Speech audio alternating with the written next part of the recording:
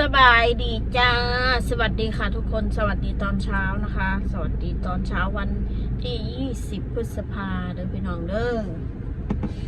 ถ้าเบาเพชรเป็นมาแต่ส่งลูกไปโรงเรียนเป็นแวะปั๊มเขานำเป็นเป็นลืมปลดทุกอยู่ที่บ้านตอนเช้าค่อยเร่งเป็นยามมื้อเช้าเร่งนอนจนสวยเลย7 โมงจังหาลูกคอยระลูกตั้งแต่ตี 5แต่ละมื้อ7 โมงจังกิ้งก้อยจากบ่อนพ่อใหญ่เพชรตลาดพนปุ๊กข่อยแล้วตั้งแต่ตี 4มาเมินเลยตื่นมาเมินเลยข่อยให้ลูกค้าสแต็กยังไปบ่งเวลาข่อยว่าแม่ยังดอกซ่าว่าแม่ยังดอกพี่น้องมาหน้าน่ะเพื่อเสียอาบน้ำให้กะลีลาเพื่อสิใส่ส่งใส่เสื้อให้ชุดหนึ่งได้กับลีลาพี่น้องเอ้ยก็เลยปลุกแต่เช้าพอจะกินข้าวแล้วก็เป็นครึ่งชั่วโมงป้อนข้าวนะคะงามมื้อเช้าอาหารเพิ่นกะข้าวเช้ากะไข่เจียวไข่ต้มพี่น้องเอ้ยน้องมานานะแล้วก็นมกล่องนึงแม่ก็เอาขนมยัดใส่ในกระเป๋านมใส่4-5 กล่องบางมือก็เรือมาบางมือก็บ่เรือนมก็ได้บ้านในเขากระซิมาว่าพวกมันเราใส่ข่อยนี่แหละพี่น้องเพิ่นว่าอันยังก็พวกนี้มันความคิดต่ำเนาะพี่น้องเนาะชีวิตมันนี่คือสิบ่ได้ดีชีวิตมันนี่เกิดมานี่คือสิบ่มีคนหักเนาะพี่น้องมันคิดได้จังไดมันว่าเบาเพชรนี่แบบว่าอีหยังก็ตะล่อเว้าอ้อมตะล่อเอาข่อยไว้ใส่ไว้เป็นนางทาสมันคิดได้จังไดเนาะพี่น้องเสร็จแล้วคนเฮาเนาะสูกูไม่ได้อยู่น้ำผัวกูแค่1-2 มื้อได้แค่2-3 เดือนได้จังสิมาว่าตะล่อไว้เด้อว่าต้อมไว้เด้อเอาไว้ใส่หนีเอาไว้เป็นขี้ขาแต่ละมื้อแต่ละวันกูไม่ได้อยู่น้ำแค่1-2 มื้อได้กูอยู่กับผัวคนน่ะจะเข้า20 ปีแล้วพวกมึงลองคิดบังดีๆเด้อถ้าคิดบ่ออกก็ใส่หัวโปรตีนน่ะแต่ว่าซูน่ะใส่หัวโปรตีนคิดตอนนี้ค่ะซูบ่ได้ใส่หัวในสมองแล้วตั้งบ่าซูน่ะซูใส่หัวโปรตีนคิดว่าซั่นซะกูบ่ได้เป็นคนโง่ขนาดนั้นถึงกูบ่ได้มีการศึกษาขนาด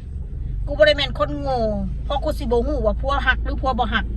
ซูจังสิมาเว้าพยายามเว้ายัดเยียดให้เบาเพชรว่าอันเว้าต้อมไปโลดตากเอาไว้ใส่เอาไว้เป็นนางทาสอีสัตว์สวยสมองซัดแบบซูน่ะซูกสังกาเว้าเนาะผัวเมียอยู่น้ำกันขนาดนี้นะกูบ่ได้โง่ดอกเบาเพชรแล้วสิมียังพอกูอยากอยู่น้ำลาวกูถามซูเน่ฮะกูอยู่ก็ย้อนยังเนี่ยก็ย้อนว่าอยู่น้ำกันหลายปีย้อนความหักความแพงความผูกพันผัวเมียตกทุกข์ได้ยากก็อยู่น้ำกันสิหังสิรวยก็อยู่น้ำกันเขาจะเอิ้นว่าคนเป็นผัวเป็นเมียล่มก็ล่มจมไปน้ำกันมีก็มีไปน้ำกันจับมือกันคนอื่นเห็นเขาล่มจมมีแต่เขาเหยียบมันแหละพี่น้องผัวเมียเขาล่มจมเขาก็ต้องให้กำลังใจกันซึ่งกันและกันบ่าวเพชรแล้วก็หู้ว่าข่อยนิสัยแบบนี้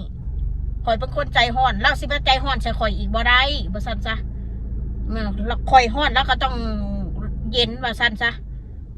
ถ้าเราห้อนข่อยก็ต้องเย็นฉันสิว่าผัวเมียติคำบอกชีวิตคูณถ้าบ่อดบ่ทนนะเอาไปเรื่อยป้าไปเรื่อยแหละป้าไปเรื่อยๆเคยป้าแล้วก็ป้าอยู่หันแหละเอาลูกเอาผัวนะนอกจากมันบดีอลีจังป้าว่าซันซะบดีอลีมันเกินแล้วสิมันเกินกว่าแบบที่จะมานั่งอดทนนี่ยังมากบ้ายแล้วข่อยเนี่ยถ้าเราบดีแล้วก็คือสมมติมันเลือกอยู่ในชีวิตข่อยดอกไม่ยิงไทยก็เยอะแยะที่บอกว่าหายซะเด้อไม่ได้ว่าอันเบ้าต้อมคักหน้าตาเบ้าคือแบบเพิ่นนี่หู้ใจผัวกูนี่โอ้ยกูผู้นอนน้ำผัวกูแท้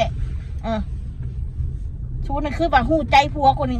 ตะล่อเอามันไว้ใส่ไว้หยวกแบบโอ้ยสันดานมึงเลยเนาะสันดานหมาโอ้ยผัวเมียอะไรต้องร่วมกันบักเผ็ดนี่มันฉลาดได้บักเผ็ดมันหูจักต้อมเอาเมียต้อมเอาไว้ผัวเมียก็มันฉลาดแล้วเนาะมันได้เมียแบบกูเนี่ยมันดีแล้วสิบอกไว้ให้เมียรักเดียวใจเดียวนะความหมายผัวเมียมาอยู่ด้วยกันก็เรียกว่าผัวเมีย มันว่าลักษณะมันคือว่าเจ้านะไม่ยั่วเอาข่อยไว้พ่อได้ไส้พ่อได้นู่นนี่นั่นนะเขาบอกคำจ๋ามันว่าคือว่าพัวกูนี่บ่หักกูนี่นะโอ้ยนั่นไงคนคิดบ่ดีเอาขอสมองต่ำๆมันได้พัวมันบ่หักมันเป็นลักษณะคิดอยากให้ครอบครัวคนอื่นแตกแยกคิดถึงลูกเขาแหละวะคิดถึงเด็กน้อยนะคิดต้อมไว้นะเงาะไว้เด้อครับคนคิดเห็นเดี๋ยวสิบ่มีขี้ขาไว้ใส่แสดงว่าซูนี่คือสิบ่แม่นขี้ขาผัวสุดแล้วเนาะจังพ่อแล้วเนาะผัวเมียที่ผัวสุดจังบ่หักสูห่างกันเนี่ยก็มีอยู่แต่ว่ามันเป็นความจำเป็นแบบเขาเจ้าต้องไปเฮ็ดงานต่างประเทศหรือต่างจังหวัดเพิ่นก็ต้องไปอันนั้นนะแต่อันนี้ผู้ข่อยก็รู้ทั้งรู้อยู่ว่างานของบ่าวเพชรเฮ็ด YouTube มันต้องเฮ็ดอาศัยนำกันกับเมียนี่ก็บ่แม่นงานของเราโดยตรงเราก็ทายแล้วแต่จริงๆแล้ว YouTube มันก็เป็นน้องข่อยเป็นคนเฮ็ดกันมาสมมุติเราก็แค่มาถ่ายคลิปให้ข่อยเฮ็ดซื่อเป็นเมียเนาะความเต็มใจใครสิมาหามได้มาให้ถ่ายไปถ่ายคลิปข่อยก็ถ่ายเมียข่อยมันเป็นเรื่องปกติเนี่ยนะเงาะไว้ต้อมไว้ซักสวยสแมนซูเกิดมาซักในเงินแล้วบ่ได้เฮ็ดงานหยังแล้วบ่ได้เฮ็ดอีหยังถ้ากูเว้ามาแล้วสู้รับให้ได้เด้อคำบอกคำจาคนเอาหัวปตีนขีดแทนสมองพัวเมียสุกซอยเรือกันละวะสู้สิว่าพัวกูนี่เงาะเอาเนาะเงาะเป็นผู้ชายถ้ามันบ่หักมันสิมาทนอยู่อีหยังกูถามสุเน่ตั้งเกือบ40 ปีแหละกูถามสุเน่ผู้ชายมันให้มีอันทางเลือกไรกูไม่ยิ่งเขาสิว่าโอ้ยตอนช่วงนั้นน้องมันเข้ามา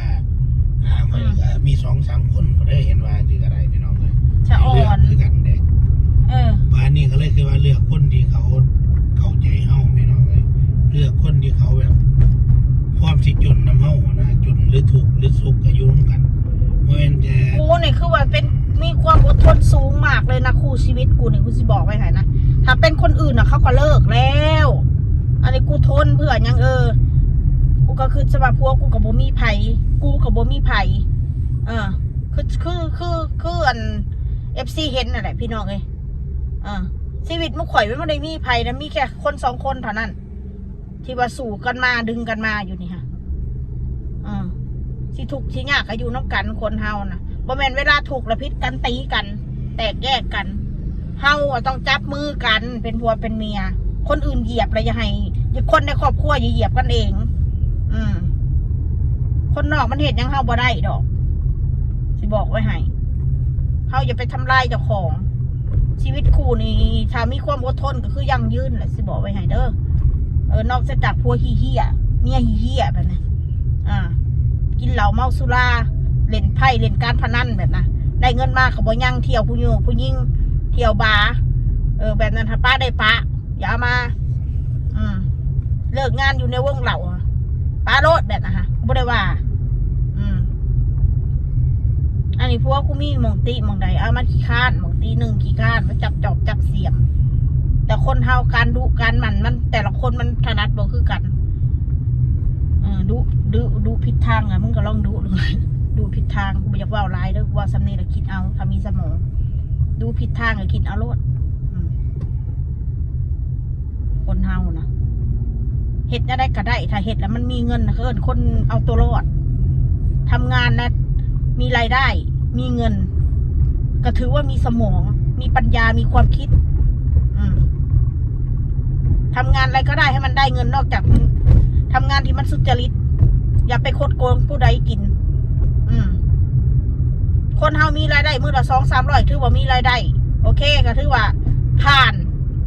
ยังมีความคิดที่จะหาเงินให้ลูกให้เมียใส่จ่ายค่าน้ำค่าไฟค่าน้ำมันรถค่าลูกกินข้าวต้มขนมถ้าคนเฮาตื่นสวย9 โมง 10 โมงยังบ่ตื่นย่ามมื้อแรงมานั่งตั้งวงเหล้ากันกลางเว้นมานอนหัวติดหมอนบูจักลุกนะป้าได้ป้าผู้ชายแบบนะฮะข่อยบ่ถามมาข่อยอาจสิบ่ได้อ่อนโยนคือคนอื่นเขาอาจสิบ่ได้เว้าคือม่วนคือคนอื่นเขาแต่กูมีความรับผิดชอบมีความเป็นคนมีความเป็นแม่มีความกระตือรือร้นในการเป็นเมียต้องปฏิบัติแนวใดว่าซั่นซะกูบ่ได้ให้คนแบบสู้มาสั่งสอนกูดอกกูสั่งสอนสิ่งแวดล้อมสิ่งที่เข้ามาในชีวิตกูสิ่งที่คนเข้ามาในชีวิตกู